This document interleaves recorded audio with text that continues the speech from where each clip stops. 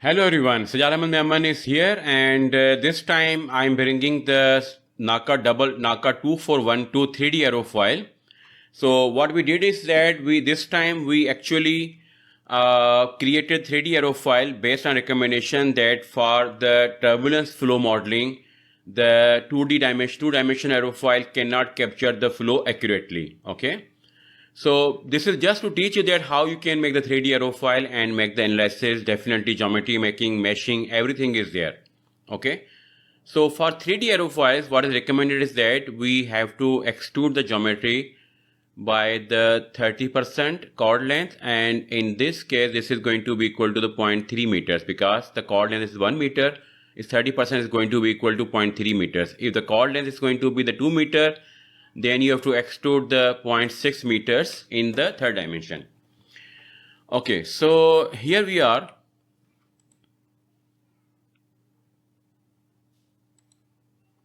Okay, here you can see the picture of the same case, NACA 2412 at the angle of attack 10 degrees, and the Y plus distribution is given here. And you can see that at the leading edge, the Y plus is increasing to the maximum value of 6, and average value which I calculated is in the range of 1 to the 2. Okay, so we will talk about the average values always when we talk about the Y plus cases and with the turbulence modeling. But if you want to run this case with the transition model, then you have to keep the Y plus less than 1. Okay, so first let's describe the problem. So we are going to be solving the NACA 2412 and Reynolds number is equal to 3 million, around 3 million. It's exactly 3.1 million, but let's make it 3 million. And we will compare the drag, lift and movement coefficient at 0 and 10 degrees angle of attack. And if the angle of attack is 0, then the drag coefficient is same as the angle of attack. But it is related to actually chord line as well. So if the chord line and the angle of attack, they are on the same angle, then the drag will be in direction of the angle of attack.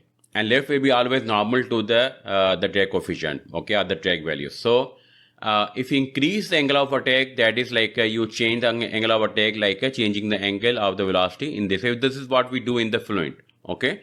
But in the real life, what happens that when aircraft wants to move at the higher angle of attack, actually they control by the controlling surfaces in the aircraft, and the aircraft will have some angle, and so the angle of the aircraft wing. So, but the question is not about which procedure is going to be there. In the CFD, we will be making angle of attack from the wind, and actually it's from the aircraft itself, but the relative angle is important. So, the relative angle, if you take a look here, then the drag coefficient will always be in the direction of the wind, okay, and lift coefficient will always be normal to the drag, okay. So, so here we are going to be studying the you can study different turbulence models also, and similar to the NACA 0012 workshop where I explained everything in detail. And also in a similar fashion you can make the mention impedance as we did for the NACA 0012. This is a very important step, running the different turbulence model including the transition models and the mention impedance before the turbulence model study is very important to ascertain that our solution is dependent of any numerical settings. Okay. Okay, so the role of aerofoil, as you know, this is used in the different configurations, for example in the aircraft wings, in the wind turbines, in the gas turbine engines like compressors, turbines, and so propellers, even the sails, they are the example where the aerofoils are used there. Okay, aerofoil is actually a section of the wing, and it is assumed that this has the infinite span, means the third dimension is infinite. So when we solve the case with a finite chord length, but on the side we are going to be applying the symmetry condition, this will represent the similar to like we are solving the infinite aerofoil section. Okay, so infinite wing are having the same chord length throughout the length. Okay, so but if you go for the we can see that there's curvature here, but for the case of high speed supersonic aircraft like a fighter jets, they imply the low drag, low lift aerofoils that are thin and streamlined. So mostly speaking, they might have the something like this shape. Instead of having the round trailing edge, those aircrafts might have the shapes like these ones. Okay, so now I will explain that what's the difference between the symmetric aerofoil, like the biggest example is the NACA 0012 and the cambered aerofoil. So I will take the example of NACA 0012 and the case we are solving, that's a 2412. So the symmetric aerofoils mean the top and bottom, they have the same thickness around the its mean line. Mean line is the like a line that if the aerofoil is symmetric, then the mean line and the chord line, they are exactly same lines. Okay. So distribution of the thickness around the mean line is exactly same, and then the aerofoil top and bottom, they are having the same property on the bottom and on the top. So in that case, at zero angle of attack, you will see the lift coefficient will be 0 because on the both sides the pressure difference is same, and that's why there is no lift on the aerofoil. But if you take a look on the cambered aerofoil, because the cambered aerofoil has the more thickness from the chord line on the top side, and it has a less distance on the bottom side. So definitely you can see the top side, even at zero angle of attack, will produce the acceleration on the flow, and low acceleration on the bottom side and high acceleration of the fluid on the top side. It creates a lift, okay, because of pressure difference. So the cambered aerofoil will have the lift coefficient even at a zero angle of attack. Okay, so they have the different applications. For the tail etc, we use the symmetric aerofoils. For the main wings, we use the cambered aerofoils. So both are important and both have their own places. Okay, so the definition is the camber, that is the maximum distance between the mean camber line, which the mean camber line is in the green color here, and the orange color is the chord line. So the camber is the maximum distance between the mean camber line and the chord line. And the mean camber line is the locus of points halfway between the upper surface and lower surface. So how this is decided? Actually, we decide the shape of the camber line. There are some equations are there in the, for example, the main reference that I am referring to, the theory of wing sections by Abbott. And also, we have to put the distance from the chord line at the location of the maximum camber, and then we use the leading edge point and trailing edge point, and we draw the camber line. Okay, there's some particular way to draw it. And then we distribute the thickness, similar thickness on the top and bottom. So it's from the green line, you can see the thickness distribution is exactly same. But from the camber line, which is like what we will be seeing in the real life, is the difference is there. Okay. And the chord line, chord is the distance between the leading and trailing edge. Chord line is a line joining the leading and trailing edge. Sometimes we use the chord and the chord line interchangeably, but they are different. Okay, so the NACA aerofoil has following parameters, and these parameters are just a minute. Okay, so we discuss about the aerofoil. Okay, now the different terms in the aerofoil. And now let's take example of the 4-digit. There are the 5-digit and 6 digits also. So just take example of 4-digit NACA aerofoil.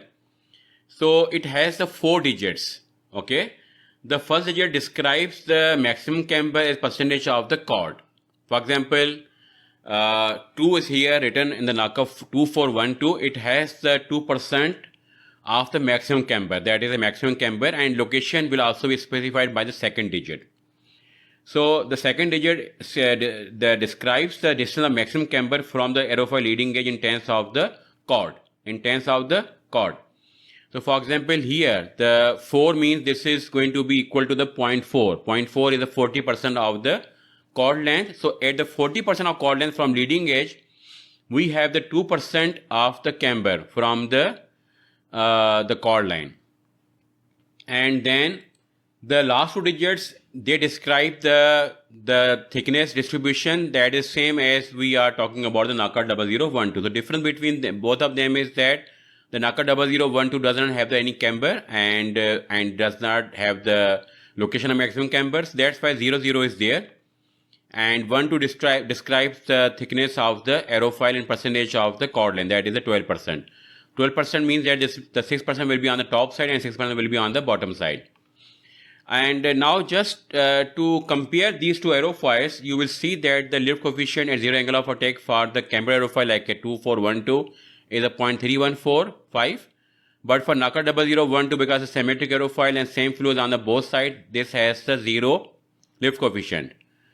And it has the zero lift at the angle of attack of minus 2.1 degrees. So if you want to get zero lift, then you have to go for the angle of attack negative value 2.1. And we assume the chord length 1 meter for all the aerofoils, but depending on the application, we can scale up, scale down. And here the maximum camber of 2% means 0.02 meter is there, 0.02, okay. And maximum camber is located at 40%, 1/10, that is the 0.4, or 40%, that is also same, 0.4. And aerofoil has a 12% maximum thickness, and it is same. And the location of maximum thickness is not exactly same as the location of the maximum camber. It's, typically speaking, it's on the 30% of the chord length. Okay, so this is like in the same style as I discussed about the NACA 0012. So I will just give you the briefly the idea about that from Reynolds number that we cannot directly specify Reynolds number into the fluent, any CFD solver. So for this case, the Reynolds number is 3.1 million, but let's say it's a 3 million, and chord length is 1 meter. And density and viscosity we are taking at the standard temperature and pressure condition of the air that has these values. And units for the viscosity are Pascal second. Okay, Pascal second. And so from the Reynolds number formula, we can solve for the velocity because the only velocity is now is unknown here. So we can solve the equation for the velocity. And the velocity becomes 43.822 meter per second. So if you specify these properties like length of chord length is 1 meter and density is equal to this value, viscosity is this value, velocity this value, then it means that you are specifying Reynolds number of 3 million in the CFD simulation. And these all are the properties of the simulation. Okay, so we have the density, viscosity, and the velocity and the chord length, which is already embedded in the mesh, and mesh is coming from the geometry, so it is already has. And we solve the case for two angle of attacks, 0 and the 10 degrees. And why 10 degrees? Because 10 degrees will give you some separation and give you idea that how to specify the angle of attack. And you have to specify these x and y components. So now we are going to have three components. So we design geometry so that the plane is crossing through the aerofoil. Third dimension is z direction, so there is no need to be putting any value for z direction. Only change will be in the x and y components. But if the geometry was made in the x and y coordinate, then you have to provide the x and z coordinate. So you have to see that which one is the vertical component that will be having the sign and which one is going to be along the aerofoil direction, the direction of the chord line. Okay, that will contain the x component. So for the 0 degree, the x will be cos 0, which will be 1, and the y will be sin 0, that is going to be 0. And for 10 degrees, the cos 10 is this value, and sin 10 is the 0.173 something. And this is the data we have taken from the Abbott's book, Theory of Wing Sections. This is for lift coefficient. This is for the corresponding drag coefficient. So corresponding to lift coefficient, like on the bottom axis. So we have to look for first angle of attack, then like for example 10 degrees. So find out the lift coefficient for the 3 million, which is in the circles. So for the corresponding lift coefficient, you have to go to the second graph and then find out the drag coefficient. So I've taken the values from the software that is called the Webplot Digitizer, and look for the software on that also discussed in the NACA 0012 aerofoil case, Webplot Digitizer. Okay, so from here we have the value of CL, the lift coefficient and drag coefficient of 0.28 and 0.006. It's actually 0.007. Let me check it. I provided the values here. So it's a 0.2 and 0.007. So let me correct it.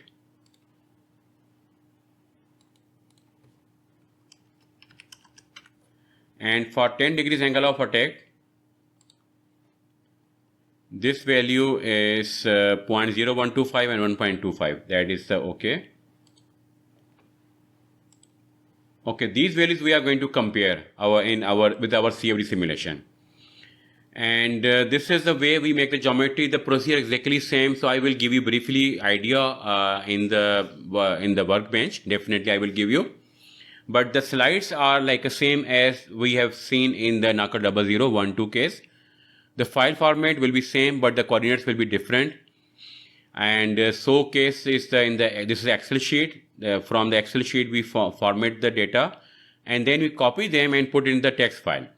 So this is like a website from where you can get the coordinates of any arrow file, like a 4-digit arrow files are available there in the number of like a different number of arrow files are given there.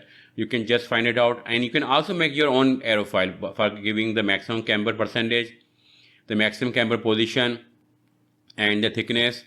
Though you can make it yourself as well. Okay, so you just need this file and you have to import into the design molder, make the domain and everything, and you will be able to get the geometry here. So geometry will be discussed, definitely will be discussed in the course, in the video about geometry creation in the coming videos. This is a mesh. So this mesh requires some tweaking here and there, lot of time, but finally you are able to get the very high quality mesh.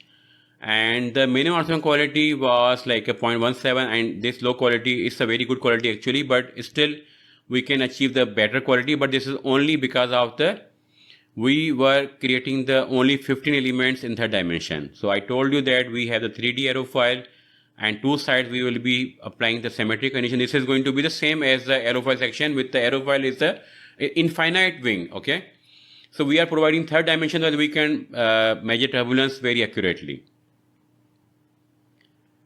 Okay, so these are the like mesh synapse, and number of cells are like one mesh is a 0.736 million. I would suggest that you should go for the two more meshes. One mesh may be on the coarser side, like a 0.3 to 0.4 million, and one mesh should be on the higher side, around like a 1.4 million.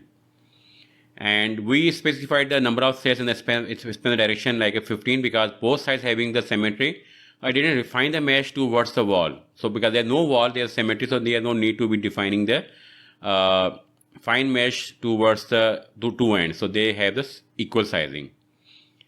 And this is a computer setup. We are going to use the default turbulence model SST. In the other cases, I told you that we have used the transition models and SA model, realizable K-epsilon model.